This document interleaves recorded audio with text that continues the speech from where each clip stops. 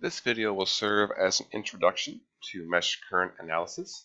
So if you remember, previously we identified meshes. Meshes are a type of loop. They are the smallest loop. So I have a mesh over here. I'm going to highlight in yellow.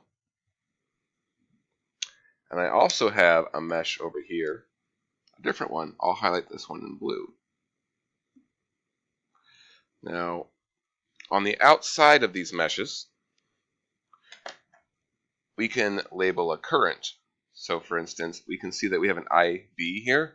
So the current from here to here to here is IB.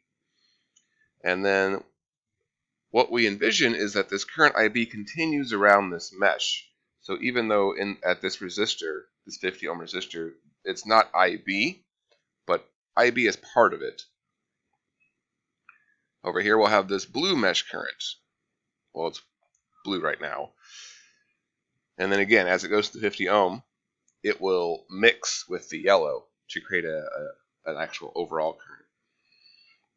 So generally what you're going to see is most of the time they are labeled clockwise, and it would look like something like this, like I1 and I2. That's generally how we'll label our mesh currents. And that just so for I1 is this yellow mesh, I2 is this blue mesh. At the 50 ohm, they're going to mix.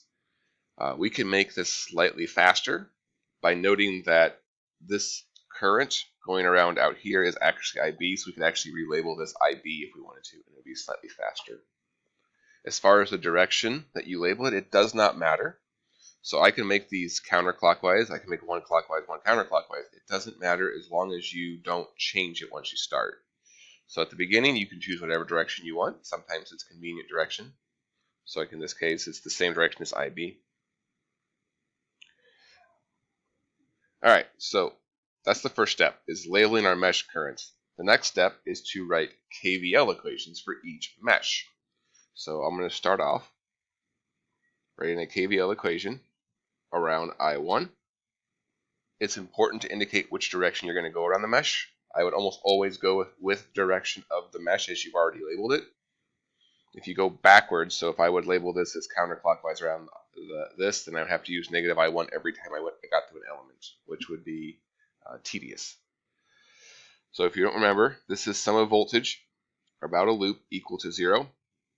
And then we're going to use V equal IR. So I'm going to sub in V equals IR for all of these. And actually I'm going to be doing R equals I because it's a little more convenient to write that way. So our voltages, so I'll just start down here and work my way up. So I'll have minus 24 for this guy. And then I will have, so I'll do it one time. So I'll have plus the voltage for this 250 ohm. And then plus the voltage for this 50 ohm. And then we come back around to our starting point down here, and that'll be equal to 0. Now generally you're not going to write V250 and V50. You're going to just do the direct substitution. You're going to substitute in IR. And the whole key of mesh current analysis is that these are our variables. We only want to use I1 and I2 as our unknown variables. Everything else should be known in terms of either it's known because it's a voltage source, or it's a resistor, or we can relate it back to voltage. So let's do our substitutions. So minus 24. So for this 250 ohm, we're going to use IR. So again, we're going to use our mesh currents. So even though we know that IB goes through here, we don't want, that's not our variable right now. So we're going to use I1. Actually, we'll save ourselves some effort here. We're going to go ahead and note that I1 is equal to IB. And just to make it even easier, we'll just go ahead and change the label on this to IB. So that's going to be 250 ohms times IB. And then for our 50 ohm, so that's going to be 50 ohms.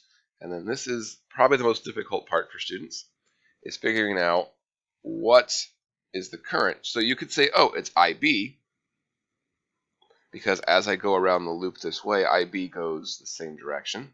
But we note that we have two meshes here at this resistor, so it's actually mixing. So one way to see this is I have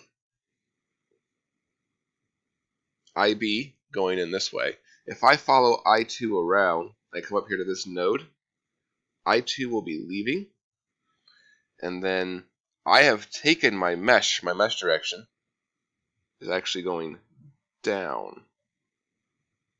And so you could do a KVL right there, sorry, a KCL, Kirchhoff's current law, at that node, and you will get the same thing I'm about to get. Generally what I find is it's easier just to note that we are going down as we go through this 50 ohm. IB is going down as we go through, so it's going to be positive. I2 will be going up. It'll be going opposite direction as it follows. So this mesh current will be going up as it goes to the 50 ohm. So it'll be negative. And then equal to 0.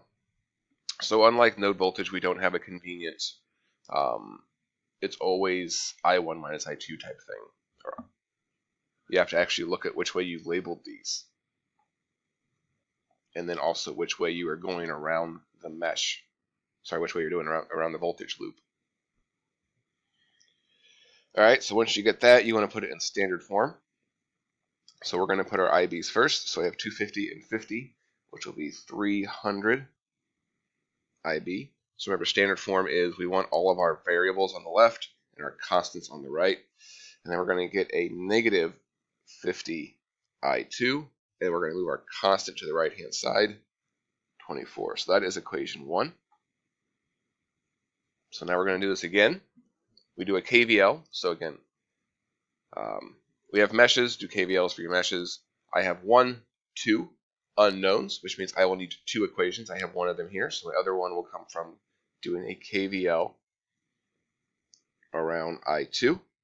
Again, I would never go in the opposite direction of this unless you have a really good reason to. So sum of voltage around the loop equal to 0, and we're going to use V equal to IR or RI. So I'll start up here at the top. So we have a 60 IB.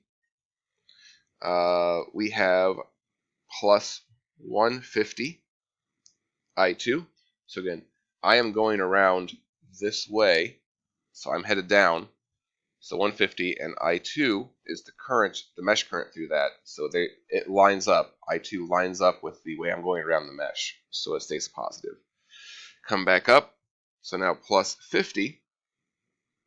And this time, so I did this before and I had IB minus I2. But because I'm now going around the I2 mesh, I'm actually going up through here. So I'm headed up. So I2 will also be going up. So I2 will be positive. IB is going to be going down still. Again, don't change the direction of these mesh currents once you do it. So it'll be negative. So I'll have a negative IB and a positive I2. They'll combine. Again, if you don't like that method, just do a KCL at a node and you'll get the same thing. That'll all be equal to 0. Now, if we would have left this as I1, I would have to do a substitution right here for this dependent variable. But because we already subbed it out, knowing that I1 is IB, then I don't have to do that step right now. So again, we're just going to collect our like terms. So I have 60 and negative 50. So this negative will distribute. So I'll have 10 IB left. And then for I2, I have 150 and 50. So I'll have 200 I2, all equal to 0. So that is equation 2. At this point, you've done all of the circuit analysis. You just need to do some algebra to solve 2 simultaneous equations where you have 1, 2 variables. I'm going to set up a matrix to solve this, but this is only 2 things. You could easily solve this with substitution or subtracting the equations from each other. So we have 300. Again, this is equation 1. This is equation 2. I'm going to put IB or I1 first. I'm going to put I2 second. So we have 300, negative 50. And then we're going to take the inverse of this. And then our right-hand side is 24. This is a 10. This is a 200. And this is a 0. And then when I do this matrix inverse times this vector, I will get my answer. So I'll plug that in and show you the answer in just a second. All right, so I'm using Desmos to put this in. I've already put in the A matrix. If you need to find this, Desmos is the tool. and you come down here to the matrix calculator. So we'll do a new matrix. So this is going to be our second matrix. It has one column. It is a 24 on top and 0 on the bottom. We hit return, and then to solve this, we want to do A inverse times B, and those are our answers over there. So we have a 0.079338 and a negative 0.003966. So we'll head back over here to the document camera. So this becomes, this is IB right here, and we can rewrite this by moving our decimal point 1, 2, 3. So 79.3 milliamps, and that answers our question. And then this is I2, so this is mesh current I2, and it is negative 1, 2, 3, so negative 3.97 milliamps.